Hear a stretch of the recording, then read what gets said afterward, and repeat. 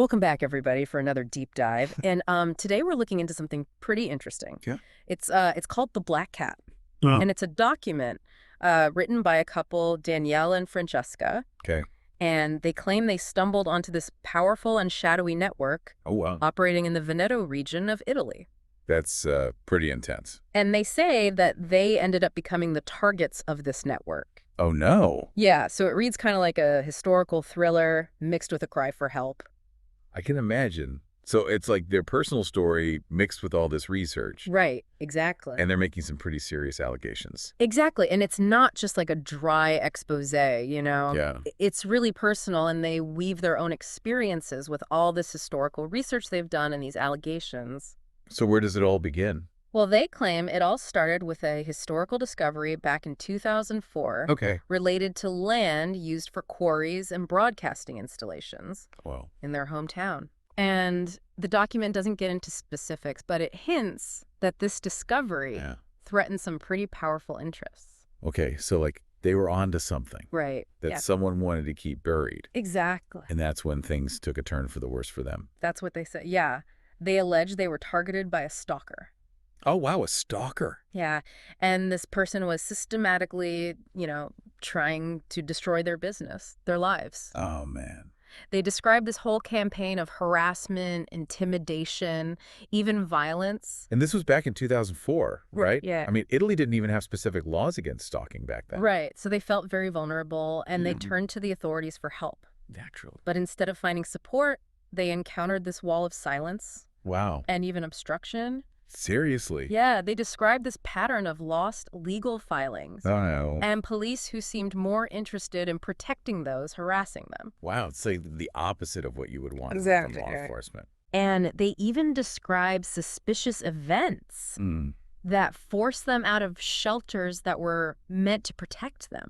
What kind of events? Well, one incident that really got to me was their eviction from a church-run shelter. Hmm. They were kicked out right after the owner received a surprise health inspection. Okay. But the weird thing is that the inspection was announced beforehand, Oh, that's strange. which apparently never happened. So it's like someone was tipping them off Right. to get them out of there. Exactly. And it's just one of many incidents that suggests there was this deliberate effort to isolate them, discredit them. Like a conspiracy. Right. And it gets even more unsettling when you look at the statistic they cite. Yeah. Almost 80% of documents submitted to the prosecutor's office in their region allegedly go missing. 80%? Are you serious? That's what they claim. That's insane. It's hard to imagine trying to seek justice in a Yeah. system where evidence just vanishes like that. It's like they're trapped in some kind of Kafka-esque nightmare. Yeah. Right. Constantly running into these roadblocks. Yeah. And the sense of powerlessness really comes through in their writing. And this is where that historical discovery they made becomes even more important. Right. Like they thought if they dug deeper into this discovery, Yeah. maybe they could find answers to why they were being targeted. Right. So their research led them to this place called the Giorgio Cini Foundation in Venice. Okay. It's a prominent cultural institution Right. with ties to some pretty powerful figures. Okay. So who are we talking about here? Well, there's Count Vittorio Cini, a powerful industrialist Okay. with potential connections to Mussolini's regime. Wow. And then there's Prince Giovanni Alliata di Montereale, Okay. a controversial figure linked to the Sicilian separatist movement. Oh, wow. So two very different figures. Yeah, but both with ties to power. Right. And what's interesting is that Cini inherited quarries and land Right. in the very region where Danielle and Francesca made their initial discovery. So this connection, however tenuous, fuels their suspicions that they stumbled onto something much bigger than they initially realized. Right, like it's all connected somehow. Exactly. So what happened next? Well, as they delved deeper into Cini and Alliata's past, Yeah. they encountered a new form of resistance. Censorship. Censorship. They allege they were warned off their research. They were accused of attempting a coup d'etat based on their findings. Wow, a coup d'etat. And they even faced internet censorship when they tried to publish their story online. Like their research was being actively suppressed. Exactly. That's really scary. There's this one anecdote about a local historian who, without knowing it, was Danielle and Francesca behind the research, Yeah. publicly accuses them of being subversive and potentially planning a coup. Wow. So there was like a real climate of paranoia surrounding their work. Exactly. And it's almost as if their research triggered some kind of alarm, alerting this network of individuals who wanted to keep this information hidden. So what happened? Did they eventually get their story out? Well, what's even stranger is that this alleged censorship supposedly ended abruptly in December 2006. Oh, wow. So suddenly they could talk about it? Right. It led to renewed interest in their story, but it's like someone just flipped a switch. That is bizarre. It's like whoever was behind this censorship Yeah. either achieved their objective or decided to change tactics. Right, and that detail really adds to the mystery. So we have this couple driven from their home, facing constant harassment. Yeah. And they believe they've uncovered this powerful network operating in the shadows. Right. And they see their personal struggles as connected to this larger web of corruption and historical intrigue. Exactly.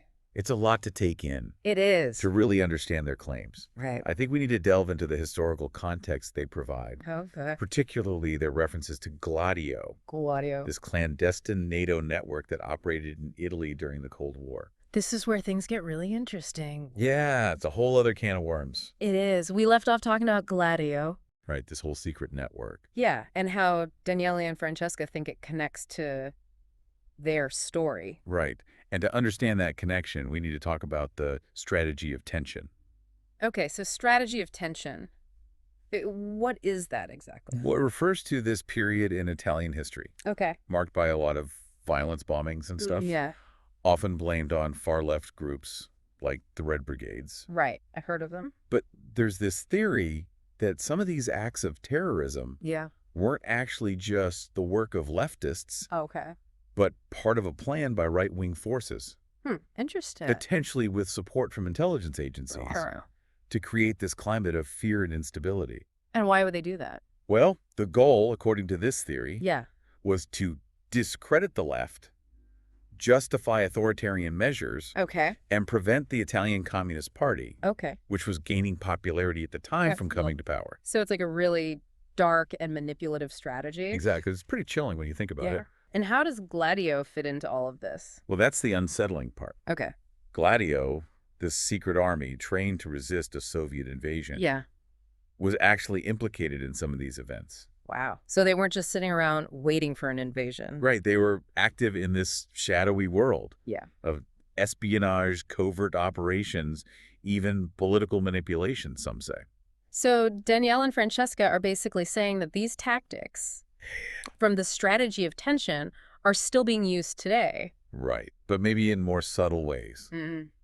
Like how? Well, they describe this concerted effort to discredit them, Okay. to paint them as paranoid or delusional, Wow. to make their claims seem outlandish. So it's like they're constantly battling this invisible enemy. Right. One that can manipulate events, control information, Yeah. and shape public perception. It's pretty frightening when you think about it. It is. And then there's Michele Sindona. Ah, Sindona. Now that's a whole other story. Okay, so who was he? Well, he was this financial wizard, a banker who rose from nothing to become like a confidant of the Vatican, Wow. a mover and shaker in international finance, Okay. and allegedly a key figure in mafia money laundering. Mafia money laundering. Yeah, he's the go-to guy if you needed to move vast sums of money discreetly. Wow. So this guy was connected. Oh, yeah, big time.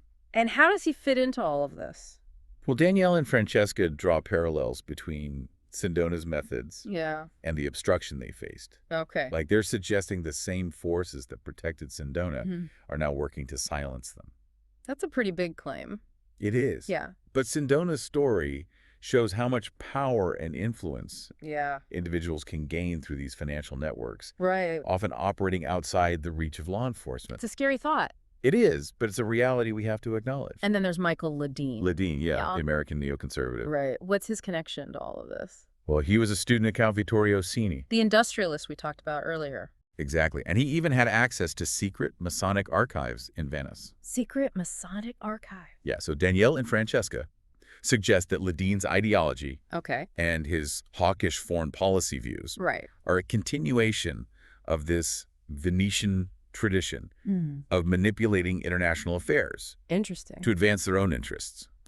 Okay, so it's not just about Italian politics. Right. It's about a much broader game. So are they saying Ledeen is part of this network? Well, they don't explicitly say that, Okay. But they definitely raise questions about his motives. It makes you wonder if there's more to his story Absolutely. than meets the eye. It's important to remember, though, Yeah. that these are just allegations. Right. We need to be careful about jumping to conclusions. Of course. But it's hard to ignore these unsettling questions. I agree. It challenges our understanding of how power operates. Exactly. And that's what makes this whole deep dive so fascinating. It's like peeling back layers of a very complex onion. And we're not even done yet. No, there's still more to uncover. Okay, so we've gone pretty deep into the BlackCat at this point. Yeah, we've covered a lot of ground. It's a pretty intense document. It is. It's disturbing, thought-provoking. For sure, and it definitely raises more questions than it answers. That's for sure. So for you, what was the most compelling piece of this whole puzzle? That's a good question. You know what really gets me? Yeah. Is how they connect their personal story to these larger historical events. Right. It's not just about them being victims. Exactly. Yeah. They're saying they've become targets of a system, Right.